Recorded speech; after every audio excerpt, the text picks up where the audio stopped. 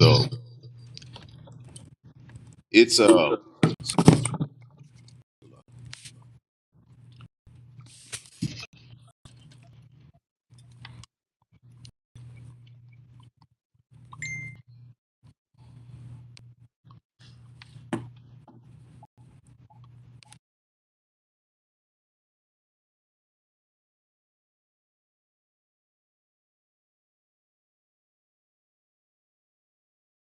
to be a brother to your brother, you know.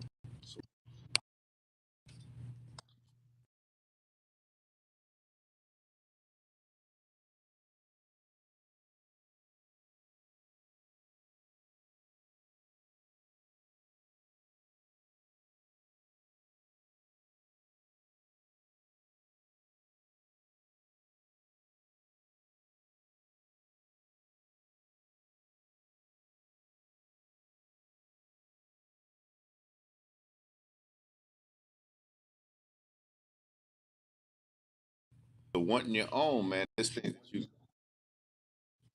you have to do. I don't know why that speaker's on.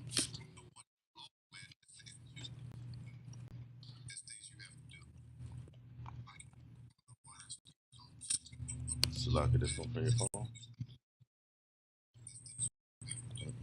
No, no.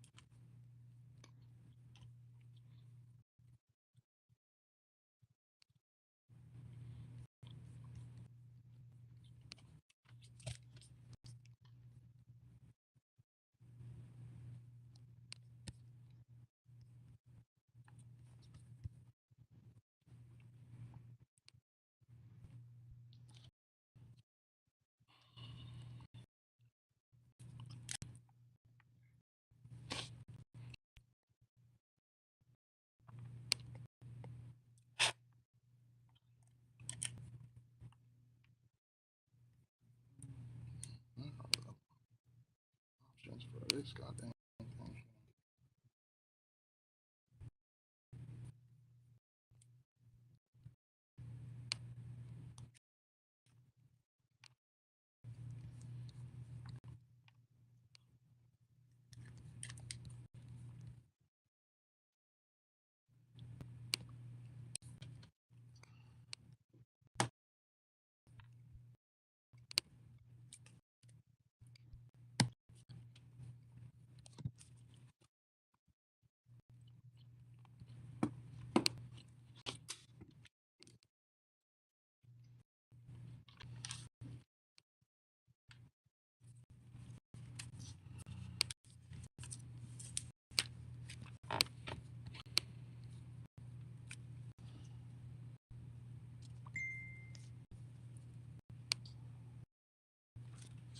All right, go ahead, something. All right. Testing, testing.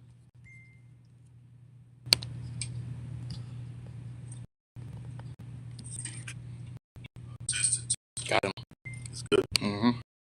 All right. Okay. So we're back with the technical difficulty, but we're gonna move forward. Uh, so I was speaking of the unity that we needed and you know the the way that we as a people survived through all these hard times and how we worked took nothing and turned it into something. You know what I'm saying? And it was important that we turned and we did these things, and we did these things under duress, which is force. So there was another man, John Davis, who worked on a rented farm with his parents. I'm gonna go through some of the characters. In Green Cottonham, the war devastated. He was in war. The war devastated Southern economy. The cotton fields were burned and equipment was destroyed. See, they destroyed some of the equipment and everything. So a tiny slave holding elite had owned the majority of the region's 4 million slaves. Okay, this is a slave holder. He owned 4 million slaves. A widow named Lucinda Comer was among them, and after the war, four sons saw the family's enterprise in cotton, lumber, corn. Okay, they didn't go out there and do them things and reap that harvest at those times. They had us do it. They forced us to do it. They forced us after slavery. Keep in mind, all this was after slavery. After we were so-called free. Okay. Uh, you know, the four sons oversaw the family's, the inheritance. Like I said, it was cotton, lumber, and corn. Okay. She was a great granddaughter of B.B. Comer, the governor of Alabama. This was the great granddaughter of the governor of Alabama. Okay. They were worried that blacks would take revenge and not work. See, our oppressors always worried about whether we gonna take revenge or not. He worried about us coming up. That's why he always keeps his foot on our neck. Understand? Uh, most Southern whites were illiterate and now saw blacks as competitors. See, now they see us as, at that time, they saw us as competitors. Okay? These white Confederate soldiers, aided by President Andrew Jackson, they formed the vigilante groups and attacked blacks. Now, you know anything about history, you know about this president, the great Indian killer, they called him Andrew Jackson, who used to take the Native Indians' children, the women, when they were doing the Trail of Tears. Andrew Jackson was famous for taking infant by the feet and swinging toward a tree and busting that infant's skull open. He was famous for that. Okay, brutal and bloodthirsty. Understand? That's what his accolades history should be. Okay, but they made him president. The Indian killer. He learned our Gadite brothers' war techniques, and he went out and used it against our Gadite brothers. Okay, so uh, they formed the vigilante groups and attacked blacks. The violence grew widespread in the spring of 1866. Congress intervened over the objections of the president, launched the era of radical reconstruction. You know, and they launched the era and all this stuff. They wanted they act like they wanted to eradicate all of this brutality that's been going on after slavery. Okay, let me get Habakkuk 2:12. The book of Habakkuk, chapter 2 and verse 12.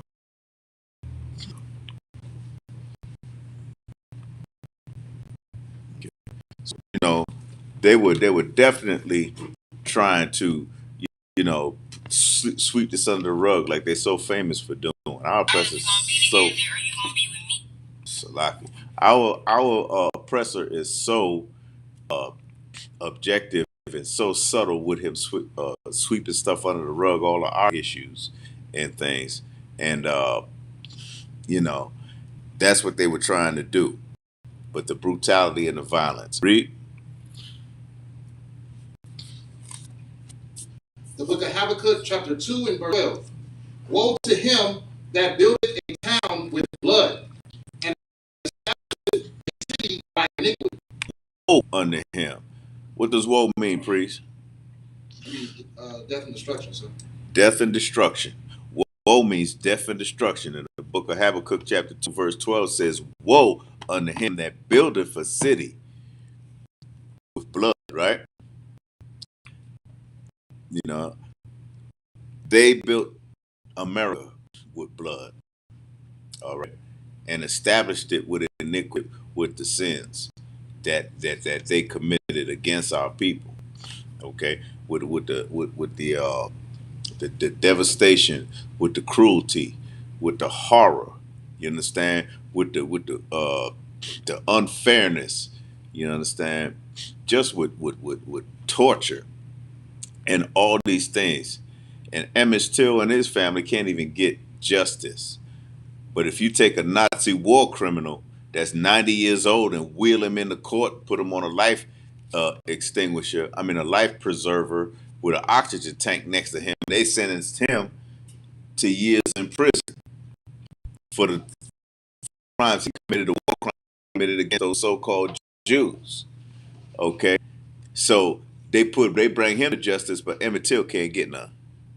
You understand? And so many stories been like that. They didn't want to do that for Rodney King when that happened. That's why you had the LA riots where Rodney King got 9 parts of his skull fractured.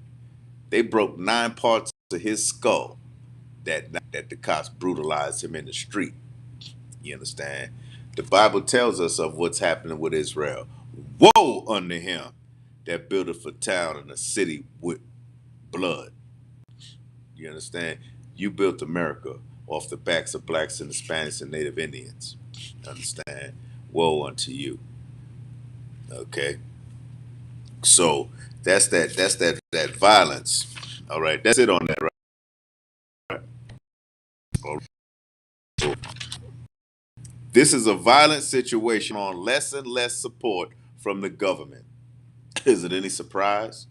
And sympathetic northerners and more animosity from southern whites in Mississippi.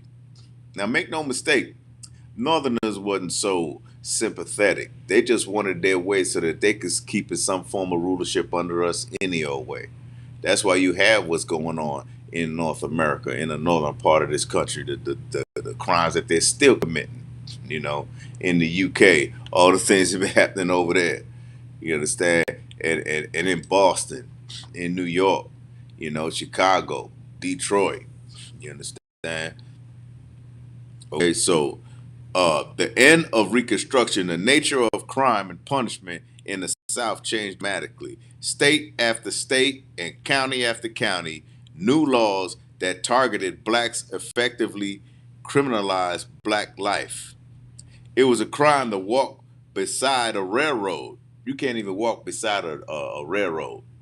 And that's the road that leads you to places. That's how you get to your home back in the South. That's how you get there. That's why they built them lines anyway. People from state to state, city to city to city. But it's a crime for you as a so-called Negro to walk on the side of those railroads. Okay, it was a crime to walk beside the railroad if you was a worker, a farm worker, and a lot of them were farm workers, of course. Of course, it was a crime to speak loudly in a company of white women. Now, y'all know well as I do, most blacks speak loud. No matter where we go, when we see each other, we speak loud. Hey, homie, what's up? I see you over there, man. How was your day? I know you was tripping today, man. That boss was tripping. We speak loud, man. That's the character of Judah. You know, we forceful people.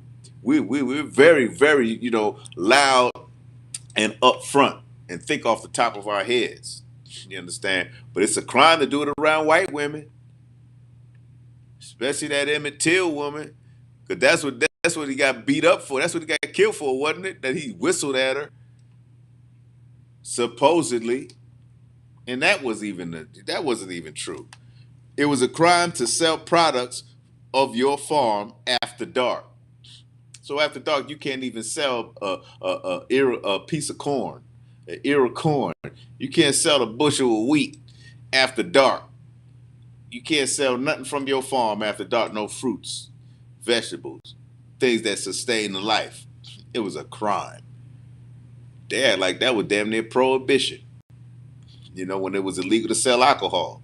Back in the who was that what was his name? The gangster, not John Gotti, but the other one, Al Capone. All right, during Prohibition, they act like that was the type of prohibition, but yet we were trying to sell corn and trying to sell the harvest of our farms and crops. Okay, spitting or drinking or drunk in public or loitering could put blacks in confinement. There was an over exaggeration. Key word in that exaggeration or over exaggeration of black criminality at this time and present too. You want to see that? Just go on and look on TV. All TVs, when you speak of blacks, we were drug dealers, gang members, uh, or abusive, womanizers, abusive to women, you know, or just crazy as hell and evil to our brothers. All right, and our brothers and sisters. You just evil. You look on TV, you get plenty of that, but you get a certain little amount of a black man being a upstanding father with his family and in his community. You understand? There's always something negative, fully exaggerated in criminality. Okay, where was I? Let's see. The infamous pig laws. Man, I was going to tell y'all about the pig laws. The pig laws in Mississippi, Georgia, Florida, and Alabama. They were previously misdemeanors, now felonies. The pig laws made them felonies. Okay, felony offenses: theft of a dollar, like stealing a cow, a goat, a pig. Okay, meant 5 years in prison. You do a nickel in prison for stealing a cow. Well, that cost a buck, a dollar. Damn, almost like the marijuana the situation. Brothers doing life off of selling marijuana, and now they legalize it and making big time money, big time industries, multi-billion-dollar industry now. But you got our brothers and sisters rotting in jail and prison because of that. If they made it legal, they might as well had let them go. Talk about prison overcrowded, let them go. Well, I'll quote my Levite brother, let my people go, said Moses. Moses said that, let my people go. All right. So these pig laws sending you to prison for 5 years, man. You know? So the over exaggeration is just ridiculous, man. Now 10% arrested in the South were white. No, whites were committing many crimes. See, it's an under exaggeration and no exaggeration of that.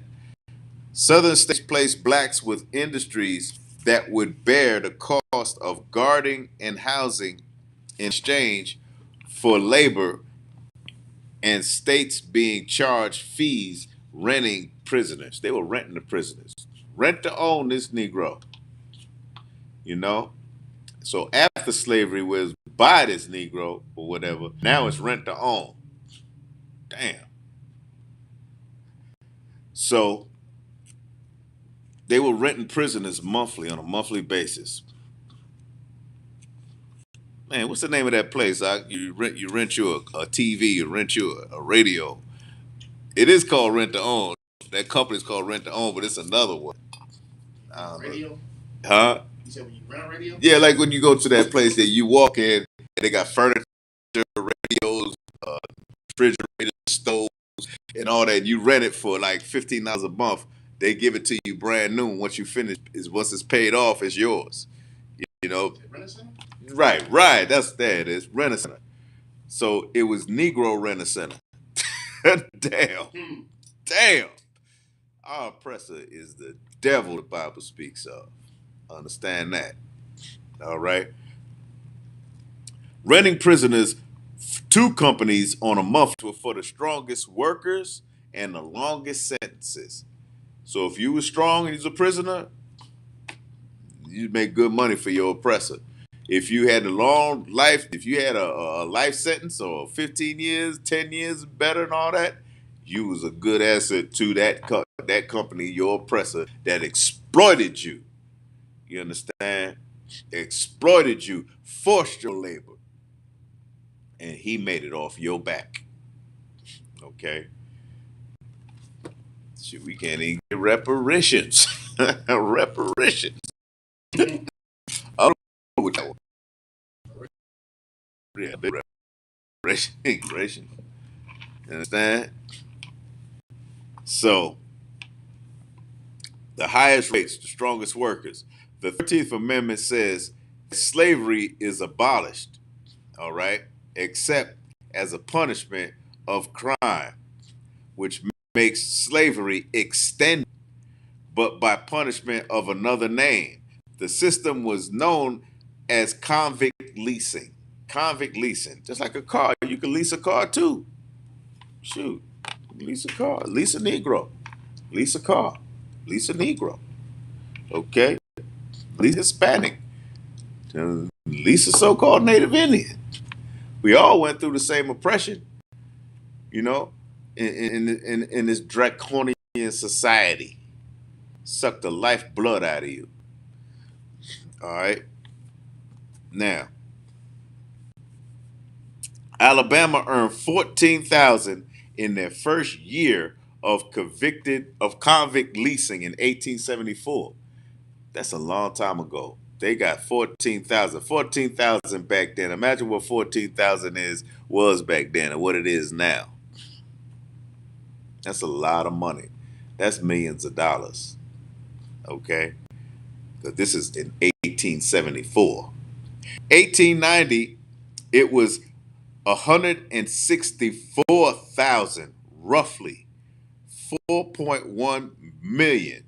By then, other states like Kentucky, Virginia, Virginia, Carolina, South Carolina, Georgia, Arkansas, Louisiana, Florida, damn, Texas, okay, leased convicts to private industry, and they were given tremendous discretionary power to the private owner to do as he pleases to the convict. Do as he pleases. Not only was he leasing the convict, but he was doing as he pleased. So that means he'll beat you. That means he'll torture you. That means he'll starve you out. Okay? That means he'll tie you up, do whatever the hell he want to do. Because it's his, you understand? See, we have to stand for something. All right. So now let me get First John 4 and 20. First John 4 and 20. Understand? You know, it has to be many. It has to be more than one. It has to be many. When it comes to us, the Lord didn't mean for us to separate. He meant it for us to be with each other and deal with each other as we would deal with ourselves. Go ahead, read. The book of First John, chapter 4, and verse 20. If a man say, I love God, and hateth his brother, he is a liar. A man say he love God and hate his brother, he's a liar. There's many Christians out here say they love God. They love God. But when it comes to you, they look at you down their nose. They look at you narrowly.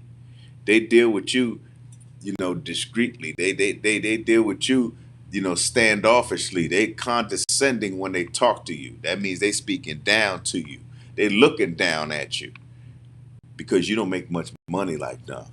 You understand? You're on the bus where they got a nice car, or they just in the same boat as you and they just hate you. Read that again. The book of First John, chapter 4, and verse 1. If a man say, I love God, and hateth his brother, he is a liar. He's a liar. So you got a lot of hypocritical liars out there in the Christian church. You understand? You say you love God, but you hate your brother. Okay? Let me get let me get Matthew chapter,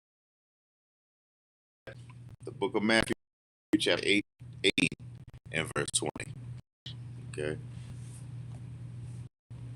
The book of Matthew, chapter 18 and verse 20. For where two or three are gathered together in my name, there am I in the midst of them.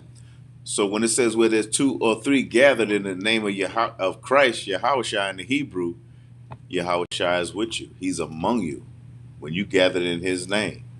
As our nation, as a nation of people, we need to be gathered in the name of our King, Christ, Yahushua. We need to be gathered in his name because he'll be amongst us then. You understand? And you can tell that he's not with us because we're so separated and scattered and off into our own ideas and inventions that's getting us nowhere. It's getting us nowhere. You still being despised by your oppressor. You still being manipulated and taken advantage of as a spoil amongst the other nations. All of these nations are in our community. Where's our community where we don't need these other nations, where we don't deal with them, but trade with them, but we don't deal with them? It's our community. They say the black community, but you go in, you see a Hispanic. You see, I mean, not a Hispanic. You see an Arabic man. You see a man from Arabia. You see another man from East India. You see Korea. You know, you seeing all of them. Now we're gonna be seeing Ukrainians and Afghanistanians in our neighborhood because that's where they're coming. You understand? And they're gonna be using us as a spoil because we're not coming together. We're not coming together. Say we ain't dealing with it. We don't want that. This is our community. We've been here first, and this is what we're gonna deal with. And we gonna love each other. Because if you don't treat your brother, love your brother, you're a hypocrite, man. Any more with that? Uh, You can go to verse 21 too. 21. Yeah. Okay. For where two or three are gathered together in my name, there am I in the midst of them. Then to him and said, Lord, how oft shall my brother sin against me, and I forgive him? Till seven times? Okay, so he asking him, how many times should I forgive this brother that offended me, or this brother that kind of dealt with me wrong? How many times should I forgive him? And he said 7 times. Read. Until 7 times. Till 7 times, Yahushua saith unto him, I say not unto thee until 7 times, but until 70 times 7. 7 times 70. What's that? 490 hours? 490 times? You should forgive your brother 490 times. But you go to a party, step on somebody's shoe, and he'll shoot you. You look at somebody where they thought they looked at him wrong, you in a fight, or you getting shot, or you getting jumped. See, such a stark contrast to what's written in the Bible for what Yahushua told us to do, which is Christ, who told us to do, to forgive our brothers 490 times. That is shoot. After 7 times, we should be good. Man. That means we need to, in other words, man, self-explanatory. Just forgive your brother. Forgive your brother so y'all could walk together. Y'all could think together. Y'all could act together. So y'all could get somewhere. Inside Earth. They got great brotherhood with the Chinese. Chinese don't let people in. Chinatown ain't dealing with our oppressor. Not letting people in the community. We don't, you don't see our oppressor what to do and what not to do and this, that, and the other. You don't see that in Koreatown. You understand? They tightly knit. They got themselves together. What's going on with you, so-called Negroes? What's going on with you, so-called Hispanics and so-called Native Indian people? Every man for himself. That's the way we make it. Simple. And it's not to be tolerated anymore. Too many things going on in the earth right now. All right. There's any more on that? Allah, sir. Let's get Mark chapter 12 and verse 31. Mark chapter 12 and verse 31. Okay. So they were making a lot of money. Alabama making a lot of money. Alabama was top in the industrial in what they like the farming industry in America. Alabama actually uh, uh, raised the economy of America. That's the Alabama. Yeah, the Negroes, the Hispanics, so-called Native Indians, off of their backs. Before we get in that, I'm gonna read this a little bit. Uh, Private industry, they were given tremendous discretionary. Okay, so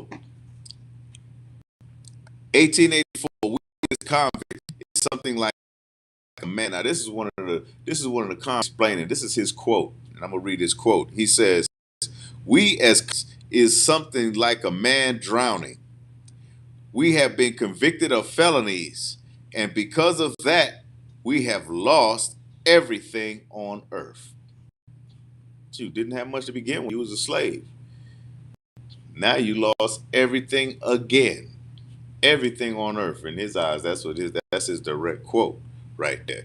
In 1884, a series of letters have been written to Alabama's new inspector of prison from Alabama coal mines, the Pratt coal mines in Alabama, from Ezekiel Archie, now 25 years old, okay, a 25-year-old convict. His quote: "All these years of how we suffered, we looked death in the face, hurt, hungry, thirsty, half clothed, sore." Where's that you hold this up for me, huh? It's Mark 12 and Mark's yeah, Mark 12. Okay. Uh we're gonna look up at Deuteronomy. You can go ahead and read that. We're gonna go ahead, read that. 12 and 29. 12 and 31. So like, The book of Mark, chapter 12 and verse 31. And namely this, thou shalt love thy neighbor as thyself. as what? As thyself. As thyself. Love your neighbor like yourself. Love him like it's you. You dealing with your neighbor, and the Bible's written for, by the way, Israelites and Israelites only. This is Israelite brothers. So this is Black, Hispanic, and Native Indians. Love that brother like yourself. Understand? You're not gonna put yourself out there. You're not gonna exploit yourself, manipulate yourself. You're not gonna do that. Love brother like yourself. Continue.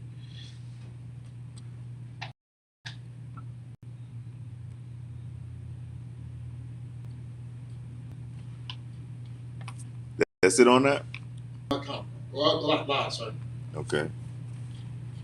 Um, thou shalt love thy brother. Thou shalt love thy neighbor as thyself. There is none other commandment greater than these. Okay. There's no other commandment greater than these. Now this convict said right here, we look death in the face.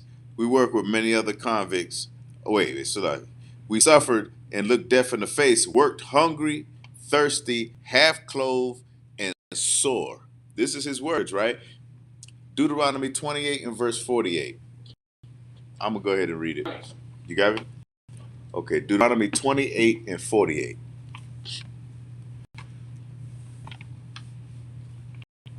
The book of Deuteronomy, chapter 28 and verse 48. Therefore shalt thou serve thine enemies, which the Lord shall send against thee, in hunger and in thirst and in nakedness and in want of all things. And he shall put a yoke of iron upon thy neck. There it is. More on that? Okay. Go ahead. Until he have destroyed thee. Okay, so exactly. So that's what this prisoner is describing.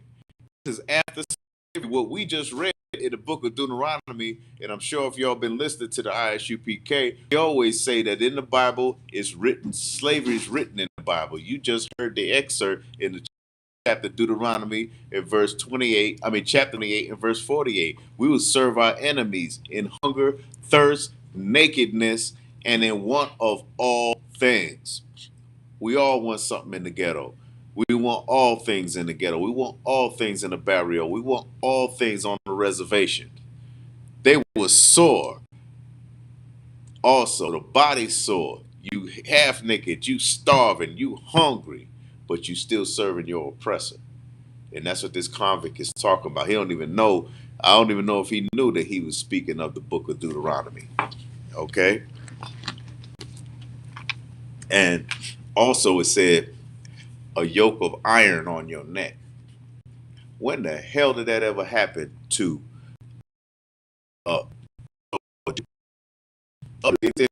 Hitler putting a yoke of iron on your neck? This specifically say a yoke of iron was on your neck.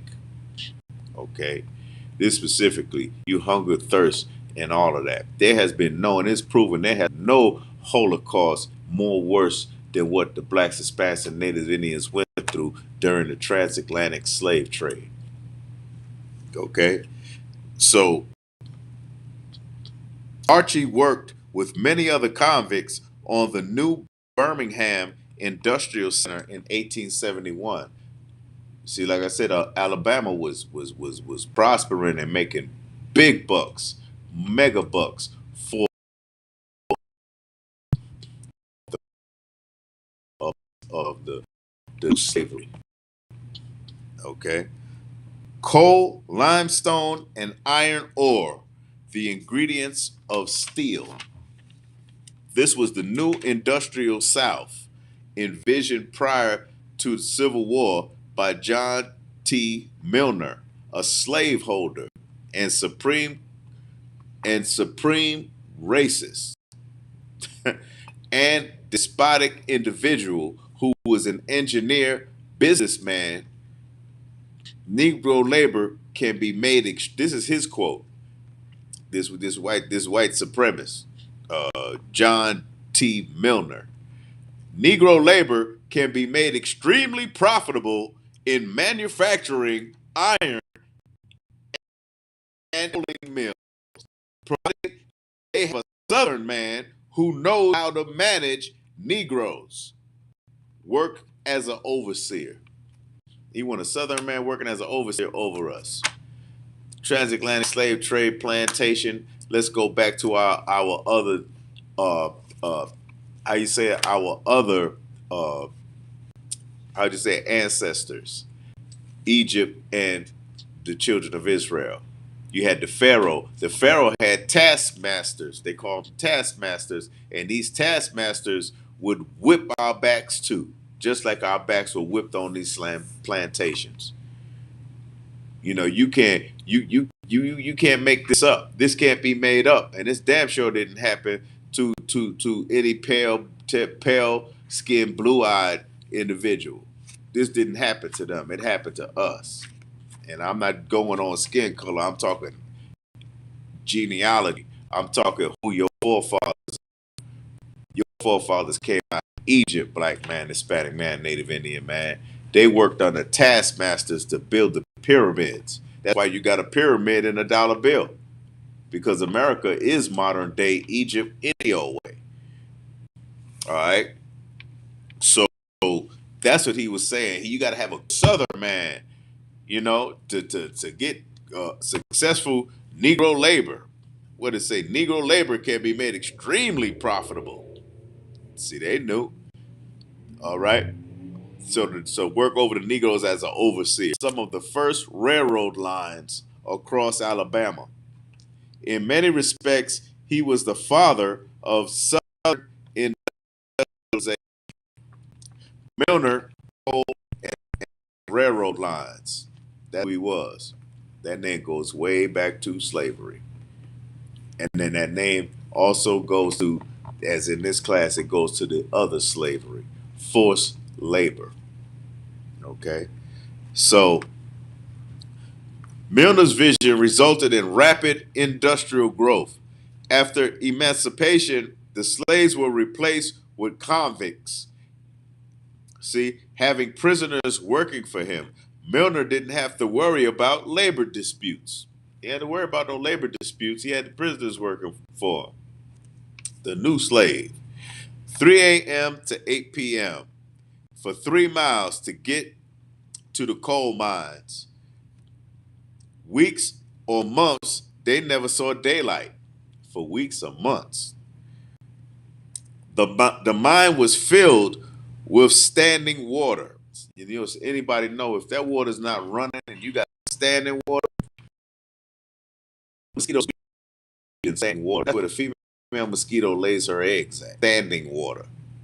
Okay, standing water is known to have amoebas and bacteria, and that's how you grow bacteria. Standing moisture. Germs thrive in darkness and moisture. That's where they strive at, and that's what happened to. That's where the workers of this, the workers of this new industrialization age. That's what they worked under. Standing water, not seeing daylight for 3.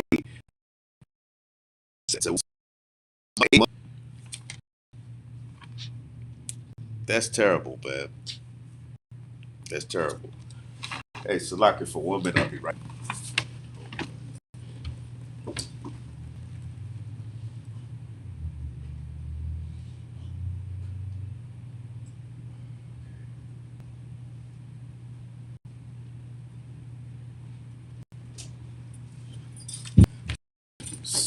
Salaki. So with this standing water, it would, imagine the kind of diseases working in standing water like that. No, this wasn't no drinking water. Okay. So then you got violent explosions because they're mill work, they're mine workers, they're miners. You know, they got violent explosions. They got poisonous gases of the coal that they were mining. Uh, the coal itself falling on them while they're mining. Imagine how many deaths there was. Whipping, torture, and these things happen. All these things have happened, and nobody could save us from that. Okay. Let me get Obadiah, the book of Obadiah, chapter 1 and verse 9. Let me get the book of Obadiah 1 and verse 9. The book of Obadiah, chapter 1 and verse 9. And thy mighty men, O Teman. Teman, when you look up Teman is the genealogy of, I believe, the German people. See, this is speaking of our oppressor. Continue. Shall be dismayed to the end that every one of the mount of Esau may be cut off by slaughter. The mount of who? The mount of Esau. The mount of Esau. See, we even know who you are biblically. Biblically, our oppressor is Esau, the mount. The mount means mountain. They come from the mountain. Read. Verse 10. For thy violence against thy brother Jacob. For what? For thy violence against thy brother Jacob. Read. Shame shall cover thee. For thy violence. The violence that our oppressors have done against us, because we are the direct descendants of Jacob. Blacks, Hispanics, and Native Indians, the children of Israel, are direct descendants of Jacob. Understand? Read. And thou shalt be cut off forever. Shame shall cover thee, and thou shalt be cut off forever. Thus saith the Lord. Cut off forever. And cut too. Okay. Let me get continue. 11. Verse 11. In the day that thou stoodest on the other side, in the day that the strangers carried away captive his forces, and foreigners entered into his gates. and cast lots upon Jerusalem. So this casting lots is like shooting dice. In the Bible, they have the old saying, casting lots. When you cast lots, you shooting dice. Okay? You shooting dice on the fate of a nation. When we were destroyed as a people, in the land of Israel, in Jerusalem, Esau did these things, and the Lord is calling them on it and telling them what he did and the reason why he's going to be cut off. Okay? Esau, that's the whole bloodline of you oppressors. The whole bloodline. And you rightly so, you deserve it. That's righteous. Continue.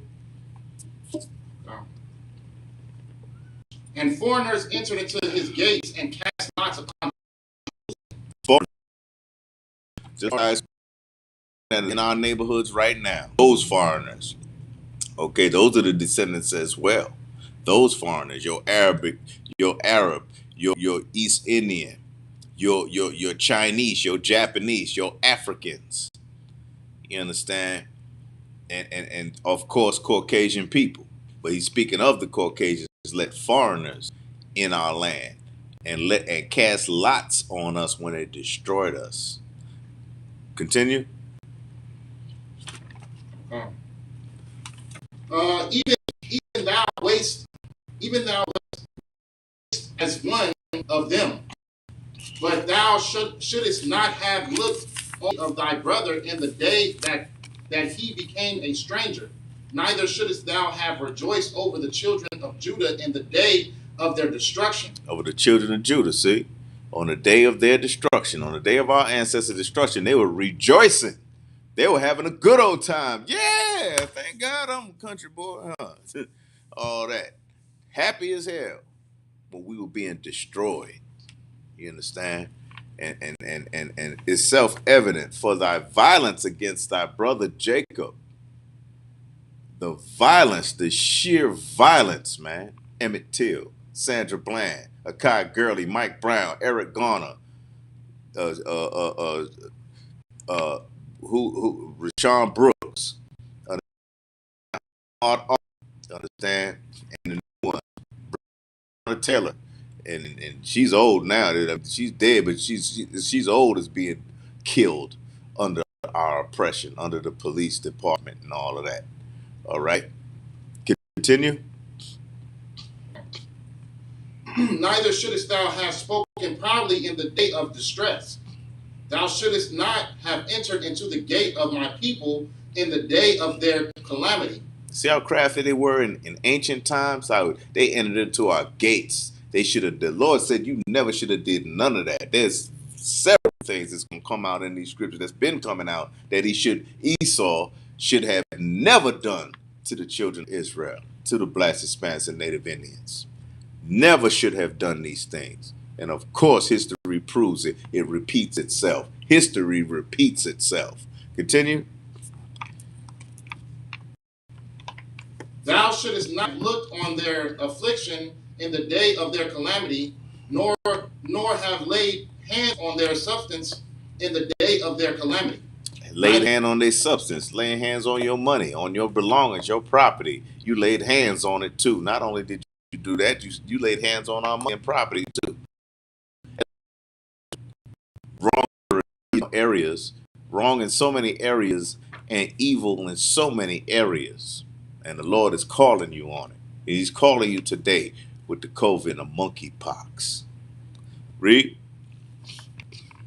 Neither shouldst thou have stood in the crossway to cut off those of his that did escape.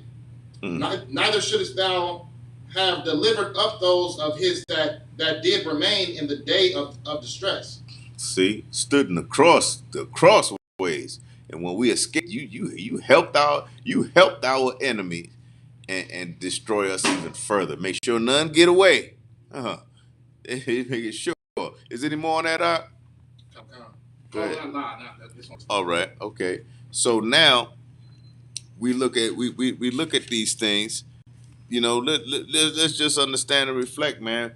These are the reasons why we need to be together as one, as a nation, man.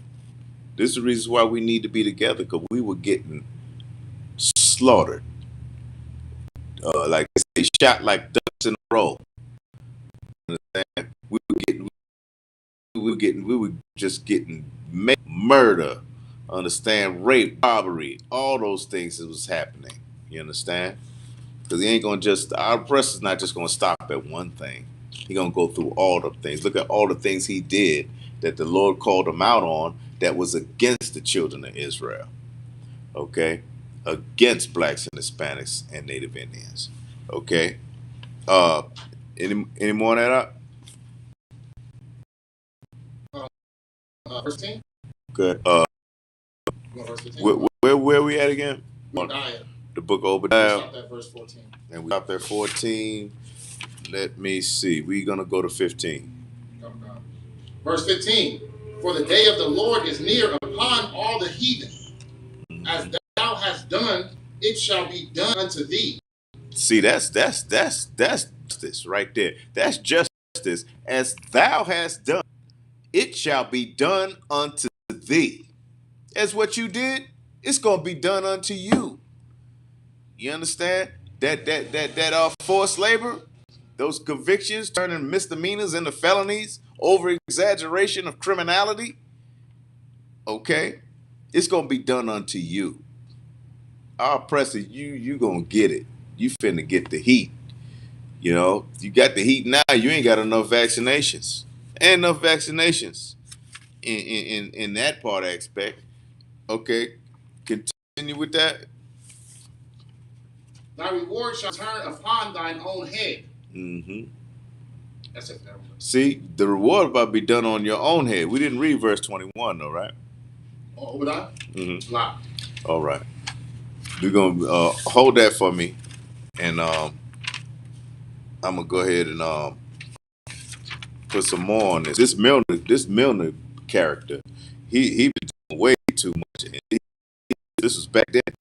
He turned it into the whole industrial growth. Milner's vision resulted in rapid industrial growth. After emancipation, the slaves were replaced with convicts, having prisoners working for him about labor disputes and all of that. Okay.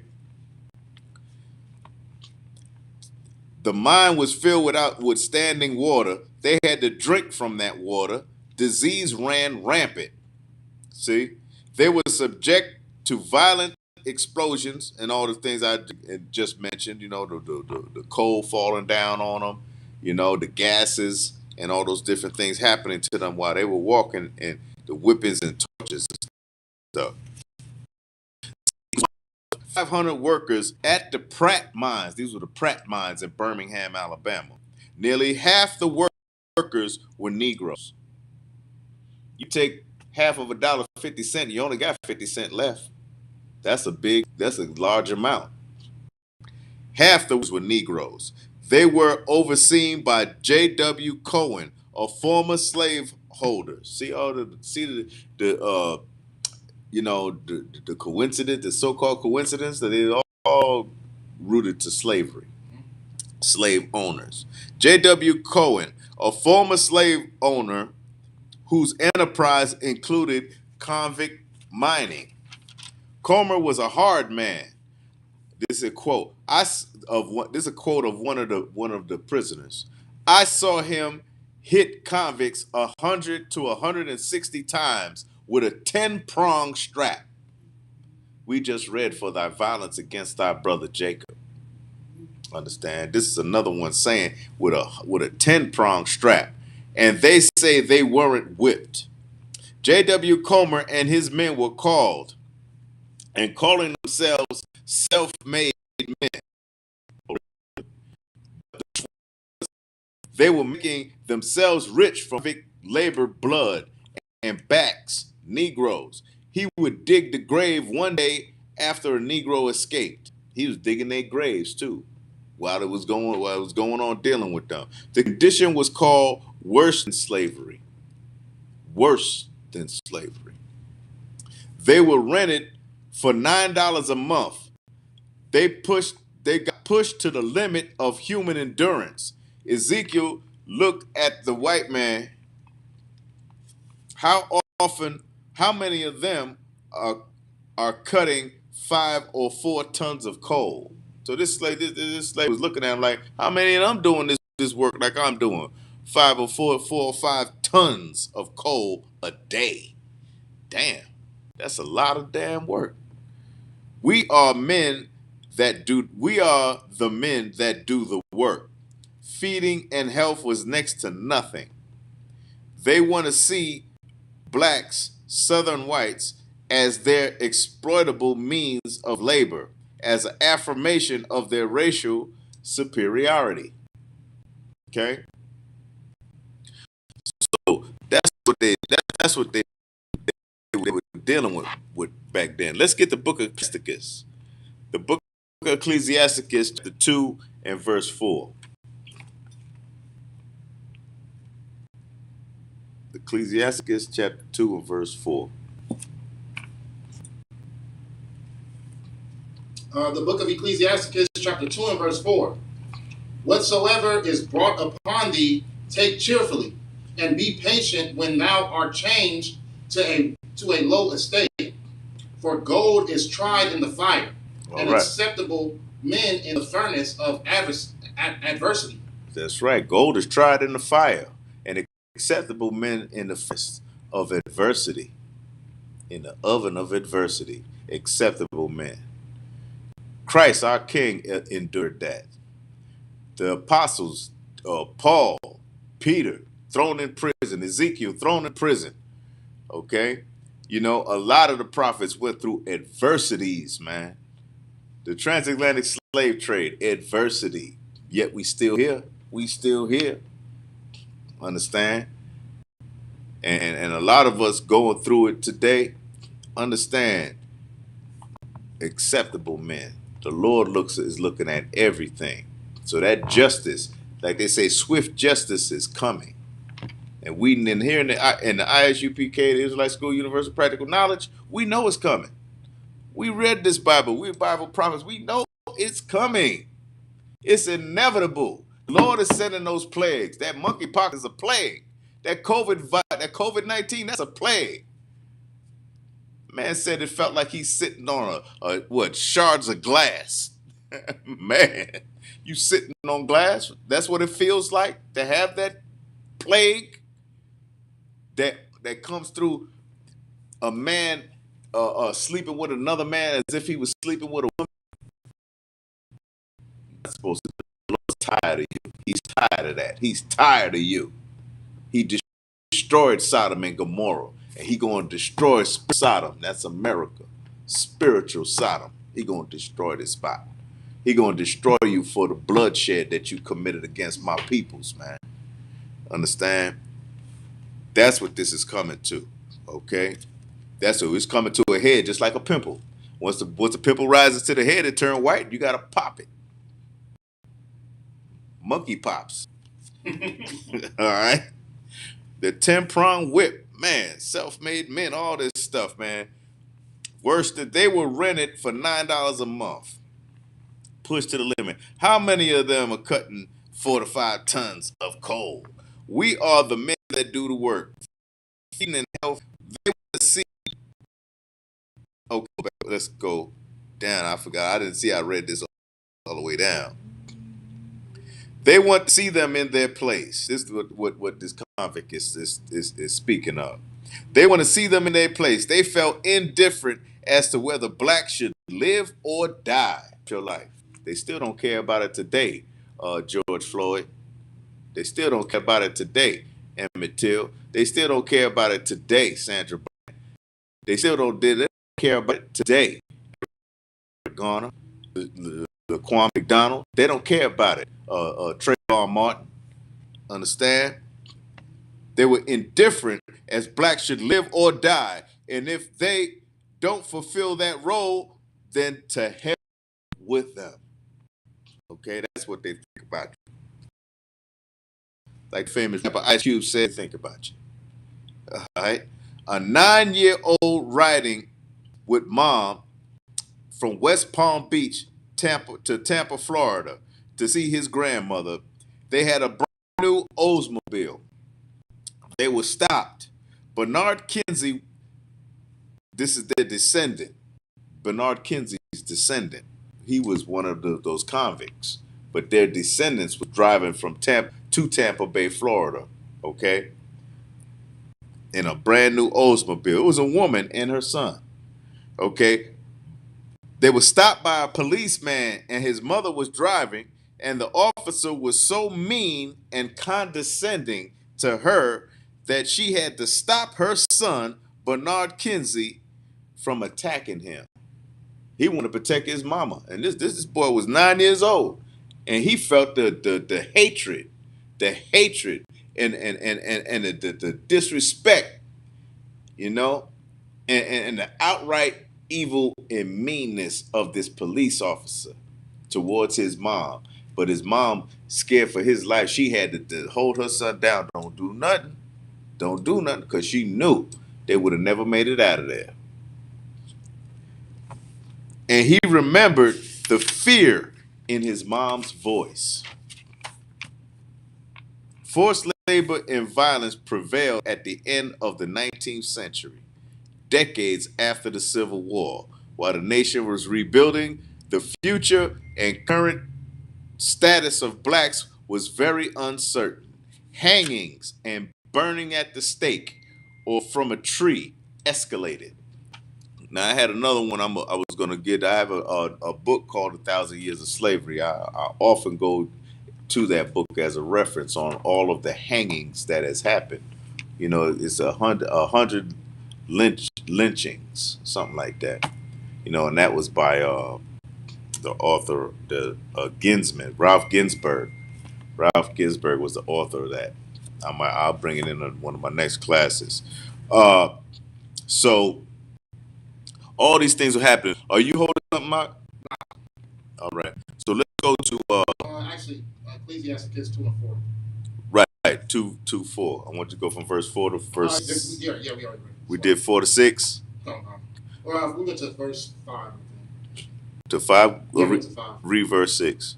The book of Ecclesiastes, chapter 2 and verse 6. Believe in him, and he will help thee order thy way aright, and trust in him. Oh, that was it? Okay. Now let's go to Hebrews 13:1.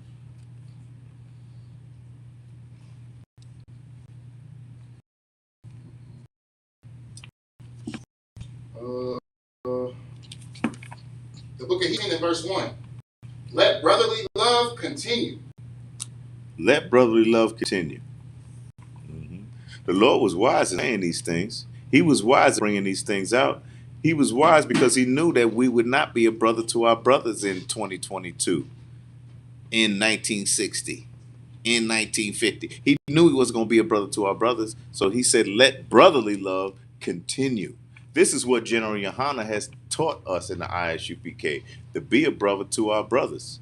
He taught us to treat each other fairly, to treat each other as we would, because that's biblical. He taught us to stand with each other, next to each other. You understand? Not toe to toe, but next to each other. Don't let nobody through if we ain't gonna let nobody through. Stand together, support each other properly, humanly. You understand? Righteously. Understand? Under the true sense of brotherhood, man. That man withheld that from the seven heads when this school first got started. He held that. He made sure that we kept brotherhood in here. And it's an integral part in this school. Man, you can't hear our brotherhood. You can't come in here and separate us. You can't come in here and spread that gossip and lies and rumors. You can't come in here with that nonsense, because we're going to seek you out, because we're going to already know. We're going, like they say, I saw you when you pulled up.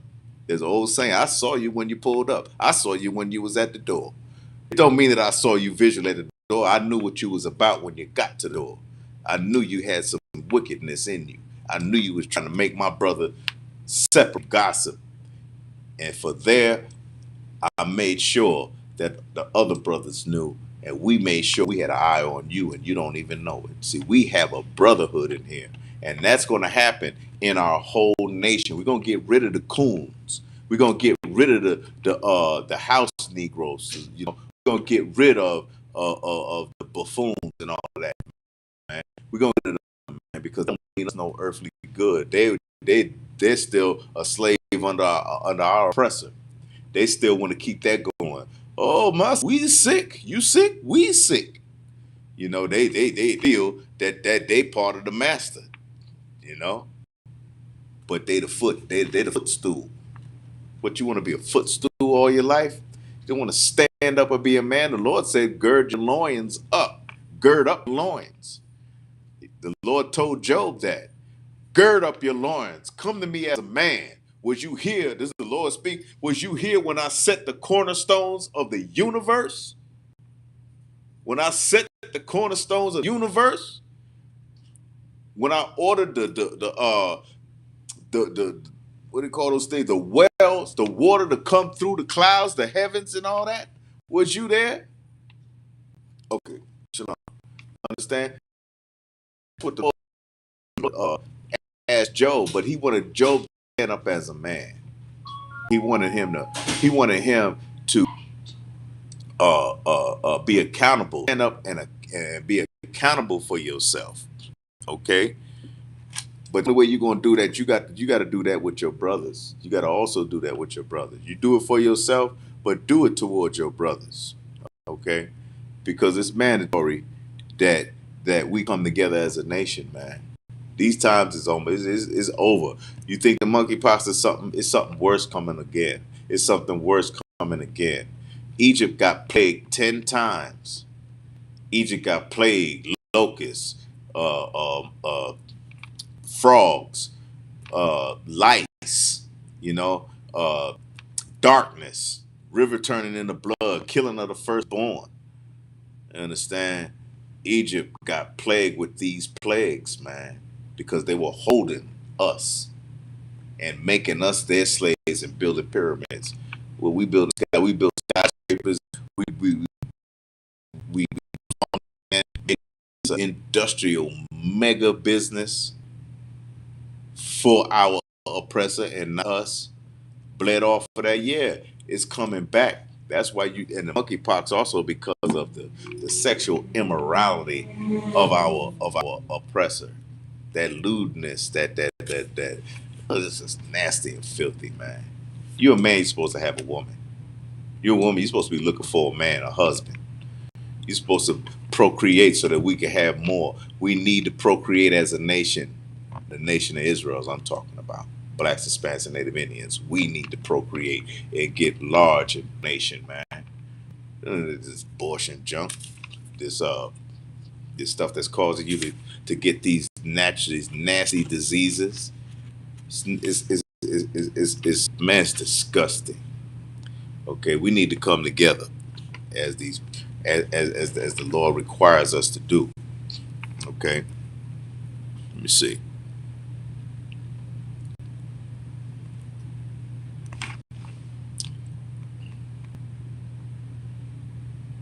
I'm gonna get First Timothy, First Timothy 5:1. The book of First Timothy, chapter 5 and verse 1. Rebuke not an elder, but entreat him as a father, and the younger men as brethren. So you don't disrespect old folks. You run around there disrespecting older black men, older Hispanic men, older Native Indian men. What are you doing? You're an idiot. You really are. You're an idiot. You're supposed to learn from these elders. Treat them like your father, man. Treat them like your father. Now, my father might not have been around as much as I would have loved him to be, but he always told me to respect my elders and really do it. I'm one that really do that. I know that. Them ancient, them hoary heads, them gray haired folks, I'm getting them now, but them gray haired folks, you know, respect them, man. They were here before you. They could teach you a lot, man. A lot of them would tell you about what happened during the Jim Crow laws, what happened, even when that Luther King, was around and doing the freedom marches and all that. They could tell you when there's segregation, when there's that segregation, all the blood that was shed in the South. They could tell you a lot of things that have happened, man. Yet you want to sit and disrespect them, you ain't gonna learn nothing. You're not gonna learn from your past. You're not gonna help yourself or our nation as a whole. We don't need you. We don't need you. We ain't doing those things. We don't need you. It says that everything is in the Bible. It says it right here. Rebuke not an elder, but entreat him as a father. And the younger men, and of the younger men, I'm talking about the brothers, the younger brothers and all that, the brothers my age, as your brother. See, as brethren. Brethren means your brother. So I had to treat that brother as a brother because that's my brother. And it is my brother. And we go to bed, we messing ourselves up, but we have to come back, man. Time to come back. It's time to stand as a nation, to stand as that great nation, because that great nation is going to stand with or without you. Thus saith the Lord, with or without you. You understand? I don't know about you. I'd rather be on the winning team. All right. So that's the essence of what we should be doing. All right. So I'm gonna go ahead. Let's see. I'm gonna go ahead and read a little bit more on this. Uh,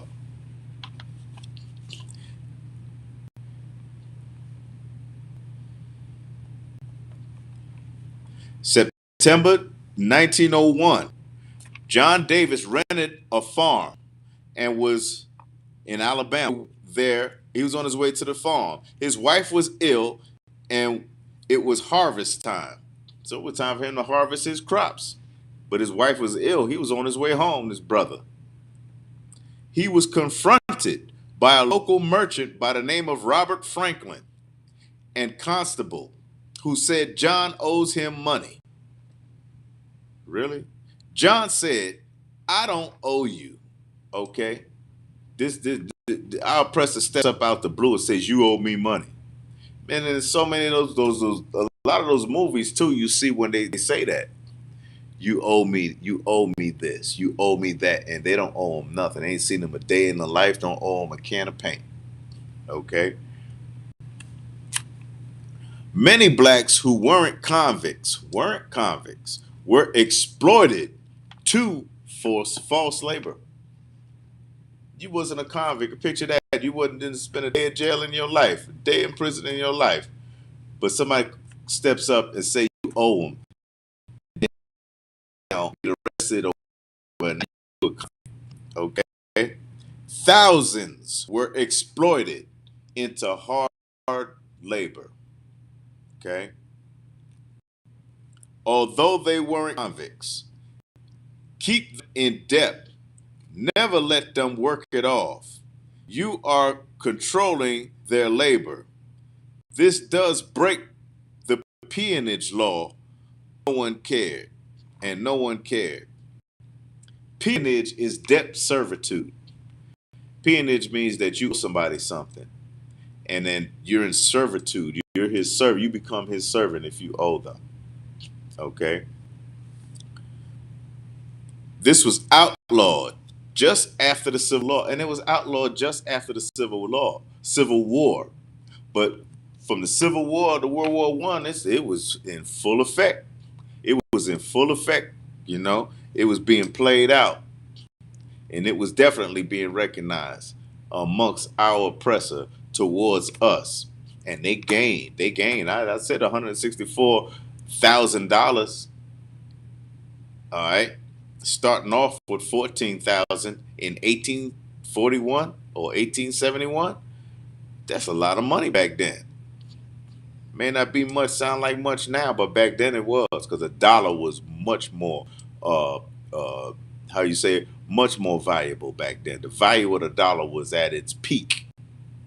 Okay, peonage comes from because I remember I had to put this in there. I remember going to the candy store when I was a kid and buying 100 candies for $1. The man would count it out, give a little brown bag, and count it out. I want some of those. Give me 10 of those. 10 of those. Give me 10 of those. Give me 20 of those. 10 of those. 20. And when it came up to 100, he put it in the bag. Here you go. Buck. What you gonna get for a buck? I'll wait. So the value, the point being, the value of the dollar was much more stronger back then. So when you have $14,000, let alone $164,000, you making major cake. All right. So that's what they were doing on us in this industrial, uh, okay. Peonage comes from the Mexican word peon. Do you hear that at jobs too? They say ain't nothing but a peon. That's true. You a peon too. Okay. Serfdom or peasantry, like a peasant. Mexican peonage was out in America only as a result of the acquisition of New Mexico. In 1867, it was made illegal. The systematic scheme of depriving Negroes of their freedom was practiced for a long time in Alabama. Judge Thomas Good Jones, a former Confederate officer, see the malaria? A former Confederate officer, two-time governor of Alabama, President Teddy Roosevelt ordered a federal investigation for peonage in Alabama. He wanted to expose Negroes being held in servitude, in other words, peonage. Federal investigations for peonage was also done in Georgia and Florida. Warren S. Reese prosecuted the case, a native of Alabama. John Davis, a Negro, was called in to testify against Robert Franklin. His testimony echoed other cases of peonage. So what happened to that brother on the side of the railroad when the man said he owed him? That happened to many others. You know, it was commonplace. Like many other cases of peonage, like Davis, they were falsely accused and quickly convicted, sentenced, and charged fines and court fees that they were bought and sold for servitude. We were bought and sold, bought and sold, bought and sold, bought and sold. See, that's what happened to the real children of Israel, man. That's what happened to the real Jew. That's what happened to the real Israelite. Understand? Bought and sold, servitude, torture, slavery, murder, molestation, rape, manipulation, getting robbed, being a spoil. Okay. John Pace was a Bambusa, Alabama. He was a sheriff in the 1880s, and he amassed a substantial amount of fertile land. Robert Franklin sold John Davis to John Pace. Pace told Davis he was going to be confined on his land on a farm like he confined county convicts. Just turned him into a convict. He was sold and turned into a convict by him as well. Pace said Davis had to work for 10 months for him to and made him sign a contract. Signing a contract. These contracts gave employers the right to whip, confine, and even trade workers as long as the debt was deemed unpaid. So you could trade them. You could trade them like kids trade baseball. You could trade us like kids play baseball cards. Okay? See, this is the other slavery, blacks and Hispanics, you know. The other slavery.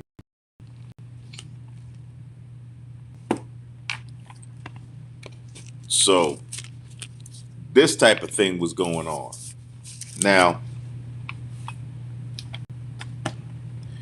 I want to get to the rest of this. Let's keep going through this.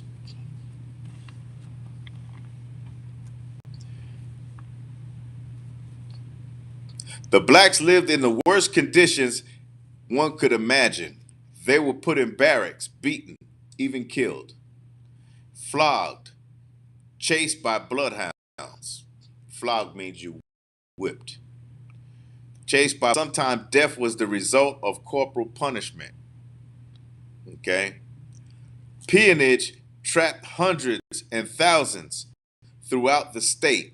Reporting this to Washington, Reese had to remind himself that this was 1903. The Ford Company in Detroit had production of the Model A on Wall Street. The new stock exchange building was just open. The Kitty Hawk of the Wright brothers. So they showing the progress was happening while all this was going on in America. America's progress. Okay, they were preparing for the Wright brothers were preparing for their first flight. Yet in much of the South, blacks were still being held down by what Reese and Press called abject slavery. You know, we had Fourth of July not too long ago. How many out there were on firecrackers and having barbecues? Simple, idiotic. You was a slave back then. 1776, you was 3/5 of a man. You wasn't even really 3/5. You was a slave back then. America making miles in airplanes. First Wall Street building was built in New York. You know, the Kitty Hawk, that plane, the Kitty Hawk Stock Exchange building, the Model A from Ford, the car company. Okay, the car owner, Henry Ford. Okay, all these things was happening while we were being beat and held down and held back and oppressed. Reese found a totally corrupt legal system. John Pace, Fletcher Turner, and George Cosby, all of them wealthy farmers, were the ringleaders. All of them had a justice of the peace. When you got a justice of the peace, the justice of the peace can he's part of the law system. He can step in like the judges do. Okay, he could step in and do cases and Pace and Pace Kennedy, which was his brother-in-law. Hmm. If they wanted a man convicted, see, they would get their justice of the peace or each other's justice of the peace to declare a Negro guilty. Okay. After Davis worked 10 months, they told him to continue to work. Davis said no, but they told him if he didn't, they would put him in the river and weigh him down with chains. Now we just read, thy violence against thy brother Jacob, shame shall cover thee. See, this is all rightly so. We should, we need to join together, man. We know when are we gonna come together really? All these marches don't mean nothing. Still don't mean nothing. They're still marching for George Floyd. They're marching. All these things ain't. There's no change. There's no real change happening. There's no change happening. You back to the law, statutes, and commandments of God.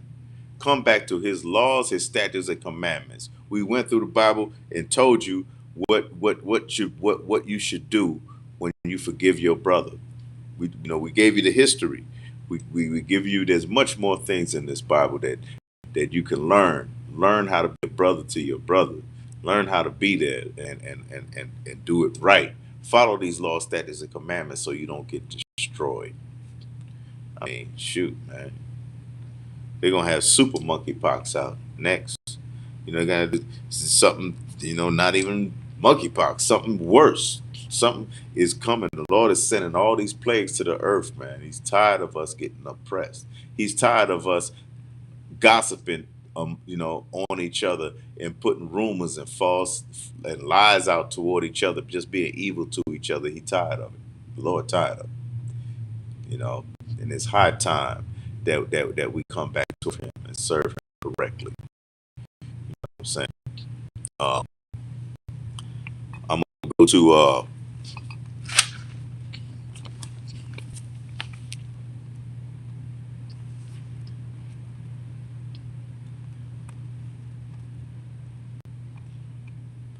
1 Corinthians 12 and verse 12. 1 Corinthians 12 and 12.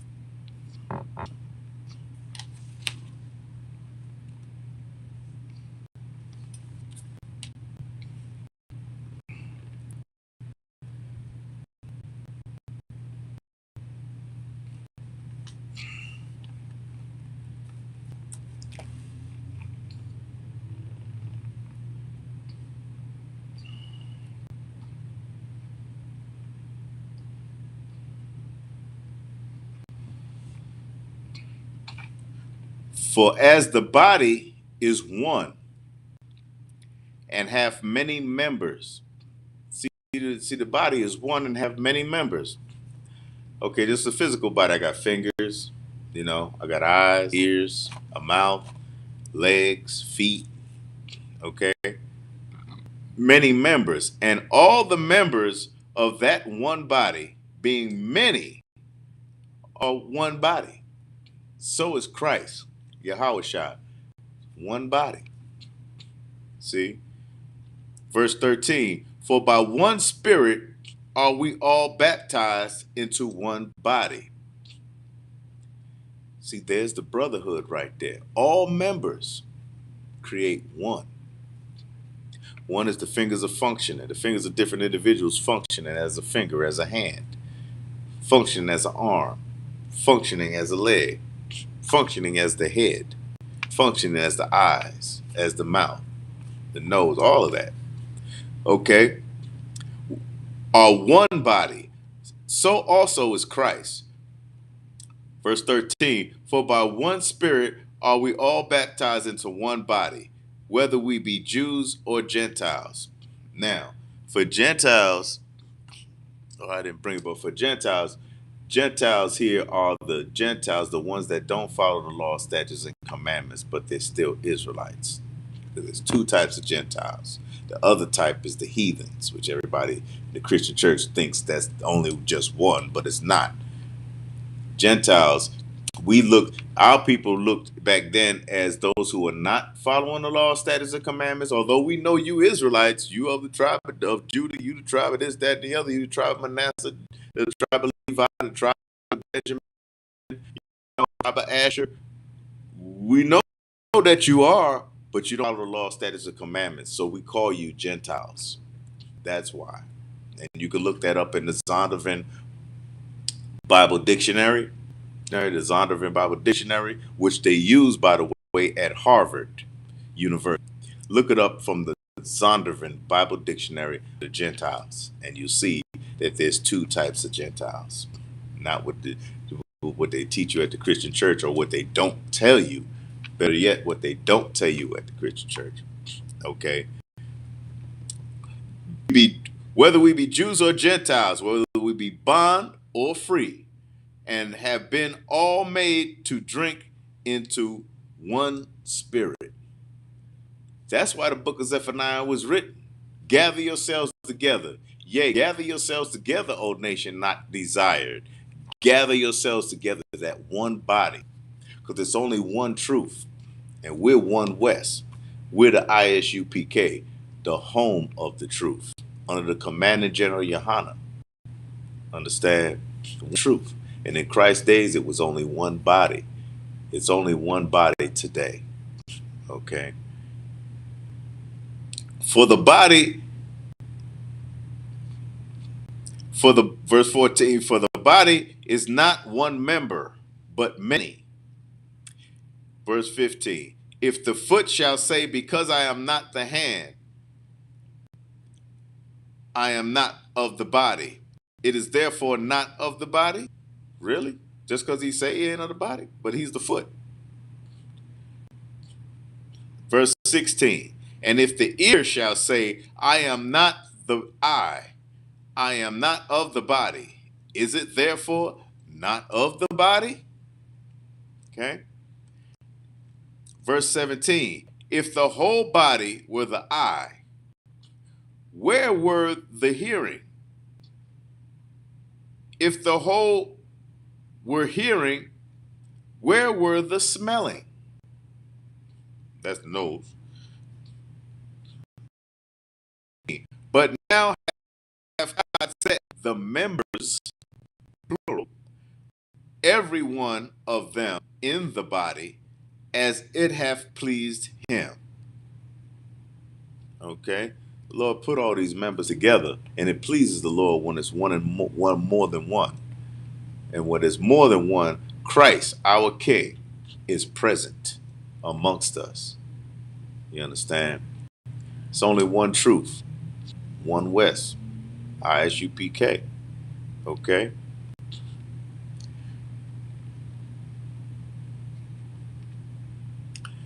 Verse 19. And if they were all one member, where were the body? Verse 20. But now are they many members, yet but one body. See?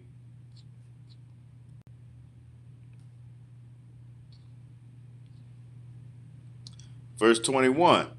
And the eye cannot say unto the hand, I have no need of thee, nor again the head to the feet, I have no need of you.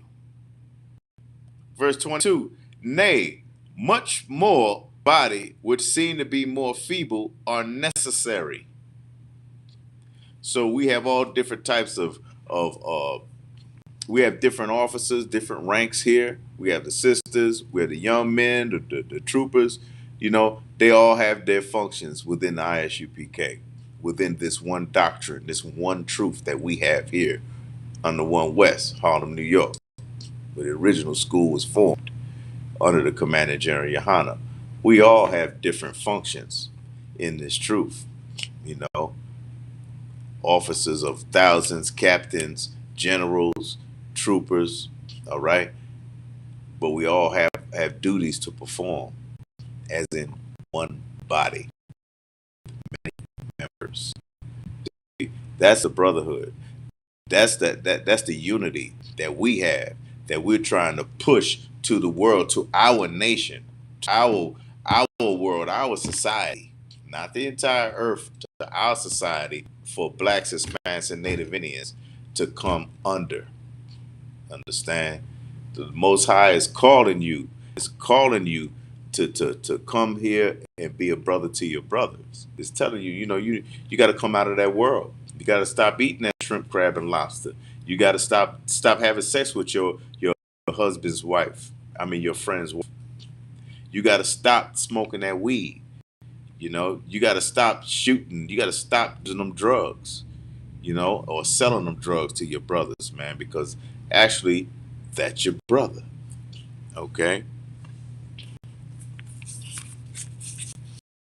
I'm going to John, John chapter 13 and verse 34.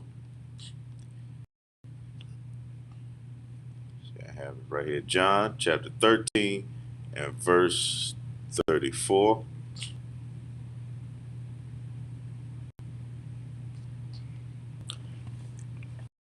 A new commandment I give unto you. See, there's a new commandment. And see, this is written in red, so Christ actually said this. A new commandment have I given unto you. There's another commandment I'm giving you, a new one. So check this out. All right. That ye love one another. We are to love one another. You know, they always say it. They always say it with us. You know, show me love. You know, I got show you know love for you. You know, but we really need to do that. And love is an action. It's not where you sit and you idle and you know not doing nothing. Love is an action. It's something that you need to do. It's important that you do it because that's the new commandment. You treat others like you treat yourself, man. Uh, love one another as I have loved you. Our King loved us when he walked this earth. Christ, Yahushua, loved us when he walked this earth. He loves us now. Continue. That's why he's coming back for us. That's why he died for us. And as you love your brother, you're supposed to be willing to die for your brother. Understand? When I say brothers, of course, I mean sisters too. All right. That you love one another as I have loved you, that ye also love one another. Verse 35. By this, by this shall all men know that ye are my disciples. See, all men is going to know that you the disciples of Christ, all men gonna know, and they do know that the ISUPK we stick with each other. ISUPK we love our nation. We were the ones that went out there to Haiti. I mean, we went out there to our Haitian brothers, the real Levites of the Bible, of the tribe of Levi. If you Haitian, you of the tribe of Levi. You were the first priests when in Moses' time. Moses was a Levite, and so was Aaron. Understand? We went out there to our Levite brothers on the border of Mexico underneath that highway who were taking refuge because they had an earthquake in Haiti, in their homeland. They had an earthquake. They were just coming here for refuge. And what did America do? Nothing. What did the government do? Nothing. What did the state do? Nothing. What did the people do? Nothing. My brothers, my priests and prophets in the ISUPK got trucks, 18-wheelers, food stored up in there, hygienes, supplies, and themselves, and went across in the dangerous level 4 side of Mexico. Level 4 side of Mexico, that's the side where you might die getting shot and killed by the cartel. And of course, the Lord was with us because the cartels let us through. Cartels do nothing. They let us through. They're the cartel. They still of the tribe of Issachar, Yashakar. They Mexicans. Mexicans is an Israelite too.